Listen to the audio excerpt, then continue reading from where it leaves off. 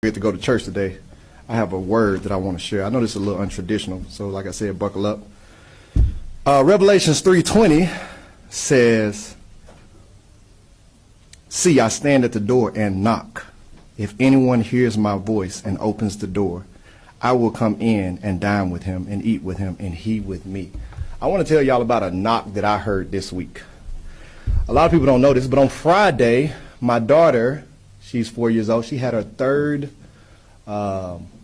epilepsy seizure attack. It's my same daughter who survived retinoblastoma. She's been totally cleared of that, but she had her third seizure, and it's been almost 2 years. She was about a month away. If she would have had no seizures for one more month, then she would have been off the medicine, but now we have to start that clock all the way over. It was on Friday when a bunch of kids were over at the house, and she was playing, and I noticed something was off. And I told her mom I thought she was having a seizure. Her mom is pretty good. She saw it, my wife, and we took her in her room, didn't want to cause a scene. And she started to foam at the mouth, and it was her worst seizure. For 30 minutes, she seized. She wouldn't come, and we had to call the paramedics. They came, and so over the course of time, it ended up being a total of 30 minutes. They got her in. My wife got in the paramedics with her. I got behind them driving. You can imagine all the thoughts that's racing through your mind. The last sight you see of your daughter is she's totally out of it. Got to the hospital, and my wife told me that my daughter stopped breathing in the car twice. So I'm, of course, praying. We get to the hospital. They give her a bunch of medicine. She sees her stop. She's laying there.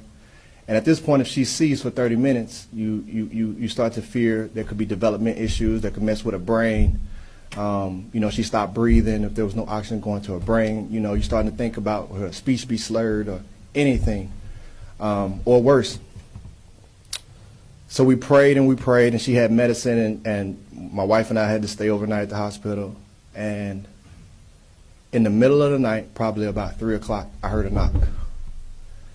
And the knock was my daughter. I prayed for her. I said, God, let this just be an attack from the enemy that's just trying to be a distraction. And let him have overplayed his hand, and my daughter come back stronger than before.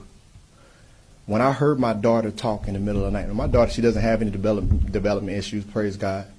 She doesn't have any slurred speech, prior to this. She woke up talking clearer than she was talking before. Now, anyone who deals with epilepsy knows that it takes a few days for them to come back. They usually can get back to normal wherever they were. But it takes a couple of days. They're groggy. It's a lot because what their body is like, it's like the TV just staticking in their brain. She was talking clearer than before. And it was 3 o'clock, and we heard her talk, and we let her talk for about 20 minutes and said, "Hey, baby, it's nighttime. Let's go back to sleep." And I just prayed. I started saying, "Praise God, praise God." The next morning, when she got up, my daughter was so sharp. She was able to talk to me and her mom. I mean, clear conversation. She's sharp for a 4-year-old. No stuttering. All her words clear. And my daughter, like I said, my daughter is already sharp. She was sharper than before. And if any of you were able to have a conversation with my daughter, you wouldn't know anything had ever happened. So we had a birthday party for my 7-year-old daughter that day. She got to be released from the hospital, and she came back home, and it was as if nothing was happening. She was playing with the kids the day before, and she had the worst seizure that she had ever had.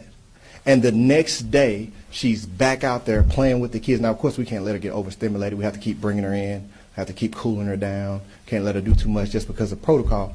But when I tell you, I got a chance to hear a knock from God. And what I want to share is we get to play this game, and it's great. And there's so many amazing things that happen in that game. And everybody wants to hear about them. But when we leave this game, we go back to being regular people. And regular people are living life. And people are waiting for a knock. And the word says who Jesus is, he's knocking at the door. All you got to do is get up. And so on the way, man, I'm nervous, but I'm praying, and I'm trusting, and I'm believing. And I'm asking for my daughter to make it through. I'm asking that she's better than before. And God gave me just what I asked for plus some. I was blown away. And at that point, I knew, the game is going to take care of itself. My knock had already been answered. And I just want people to know, like, if you got stuff going on in your life, lay it before the Lord. Lay it before the Lord and trust. And be expecting of a knock. Because the word says what you have to do is you have to get up and open the door. He's not going to open the door for you. He's going to knock. But you have to be listening and waiting for the knock. And when you see it, you have to get up and open the door. And your blessing is going to be there. Now, I'm going to be here to talk about football next week. I wish y'all well. Happy Sunday, and praise God. Thank y'all.